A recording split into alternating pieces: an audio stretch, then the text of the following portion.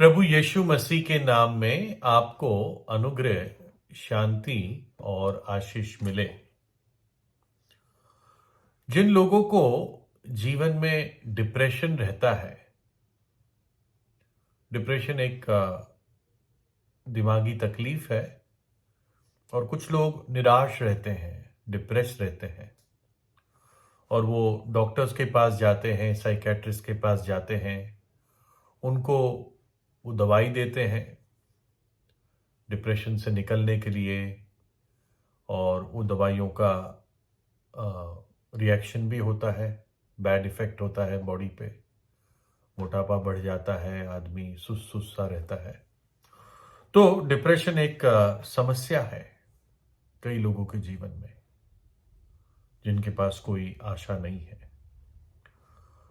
और कई बार जो लोग डिप्रेस होते हैं वो अपने लिए ही खतरा बन जाते हैं।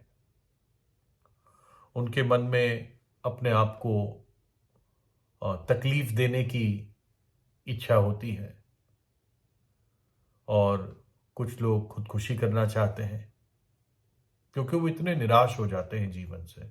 उनको लगता है और कोई रास्ता नहीं है, सब कुछ बंद है, बस मुझे मरना ही है।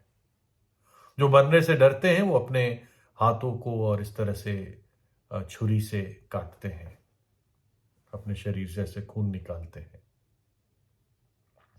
तो एक ऐसा ही व्यक्ति था, है ना, कई शायद कुछ सैकड़ों वर्ष पहले, और वो एक वकील था और इसको डिप्रेशन बार बार आता था और कई बार इतना डिप्रेस हो जाता था कि उसके दोस्तों ने अब उसके आसपास से कोई भी चक्कू, छुरी या ब्लेड या रेजर उससे दूर रखा। वो दिनों ब्लेड वाले रेजर होते थे,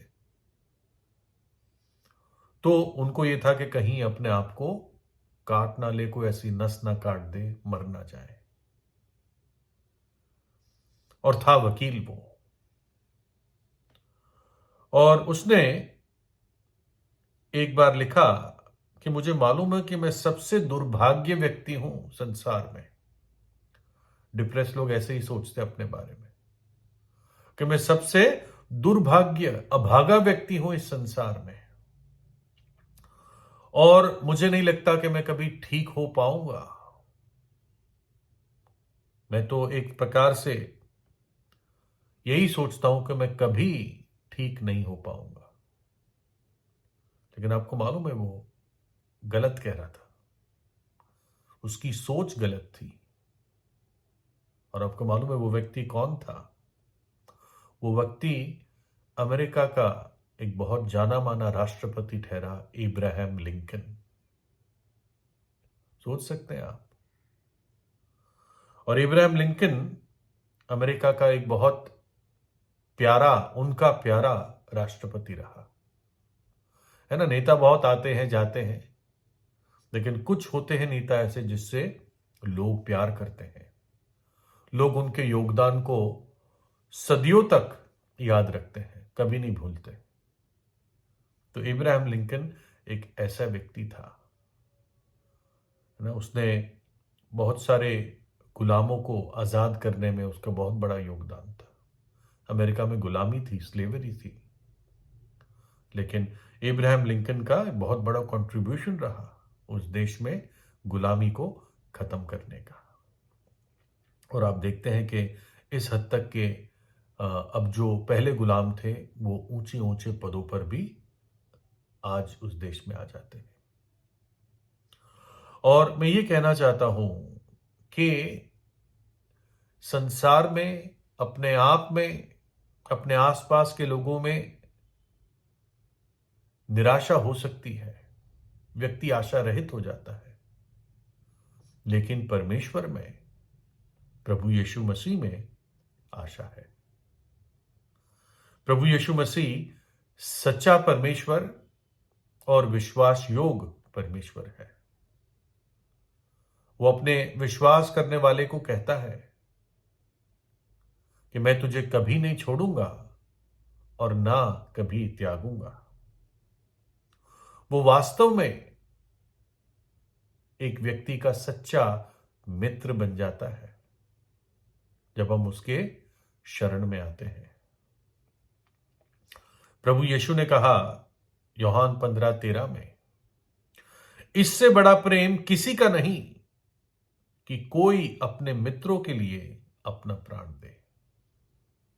एक मित्र अपने मित्र के लिए कैसे प्रेम का प्रमाण दे सकता है? उसके दुख में दुखी होकर, उसके खुशी में खुश होकर, उसकी बातों को सुनता रहे, उसके लिए कोई ना कोई बलिदान पूर्वक कार्य करे।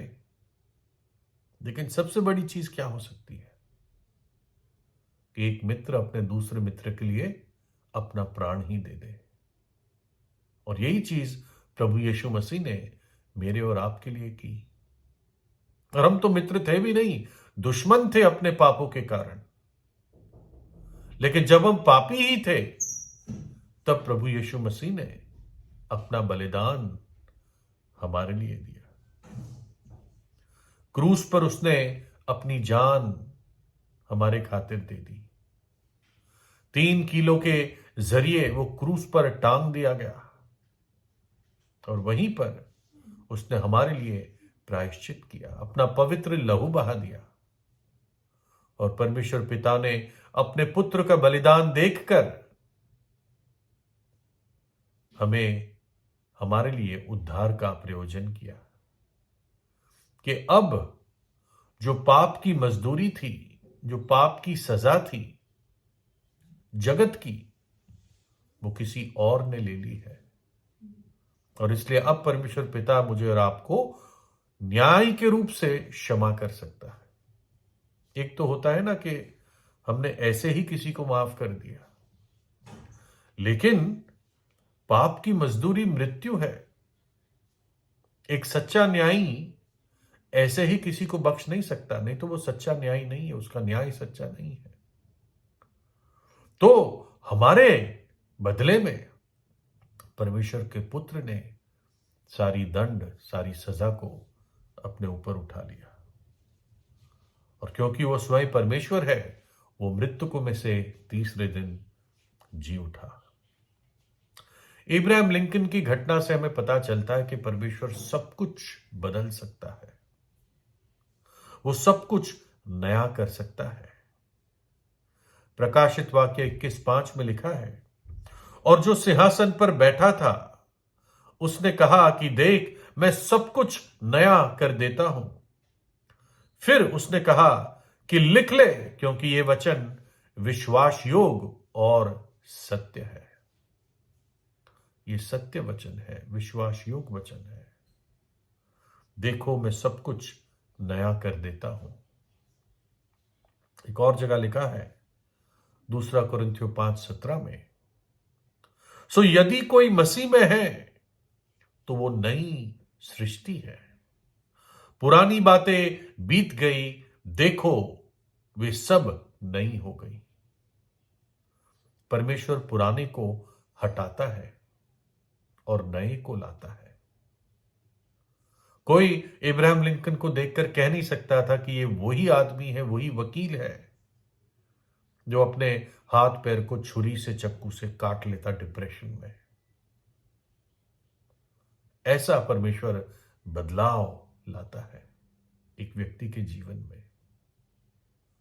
देखो, मैं सब बातें नई कर देता हूं। वो एक व्यक्ति को अंदर से नया बनाता है, अंदर से एक नई सृष्टि कर देता है उसको।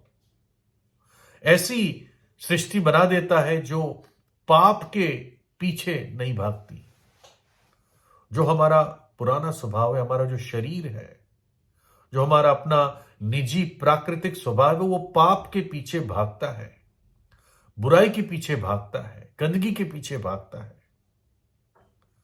लेकिन प्रभु यीशु के लहू से जो व्यक्ति धुल जाता है, परमेश्वर उसको एक नया मन देता है, नई आत्मा देता है। वो व्यक्ति फिर परमेश्वर को प्रसन्न करने के लिए अभिलाषी रहता है। वो एक पवित्र जीवन बिताना चाहता है ना। तो इसलिए आशा ना छोड़े। प्रभु यीशु ने कहा एक बहुत बड़े अमीर पढ़े लिखे बुजुर्ग मेंबर ऑफ पार्लियामेंट को, यूहन्ना 3:3 में, कि मैं तुझसे सच सच कहता हूं, यदि कोई नए सिरे से ना जन्मे तो परमेश्वर के राज्य को देख नहीं सकता। नए सिरे से जन्म लेना अवश्य है, तभी एक व्यक्ति परमेश्वर के राज्य को देख पाएगा और प्रवेश कर पाएगा, नहीं तो देख भी नहीं पाएगा। और पापों में मरना ये एक भयानक बात है, नरक का दंड है, जहां पर रोना और दांतों का पीसना है, क्योंकि मनुष्य की आत्मा कभी नहीं मरती, वो अनंत काल की पीड़ा है। इसलिए मौका अभी है, क्षमा अभी है, उद्धार अभी है, अनंत जीवन अभी है। देखो, उद्धार का ये दिन है, अभी वो नियुक्त समय है। प्रभु यीशु ही वास्तव में इस जीवन की आशा है ना। वो कभी नहीं छोड़ता, कभी नहीं त्यागता। उस पर विश्वास करें। प्रभु यीशु से कहे, प्रभु यीशु आप मेरे हृदय में आए। प्रभु यीशु आपको आशीष दे।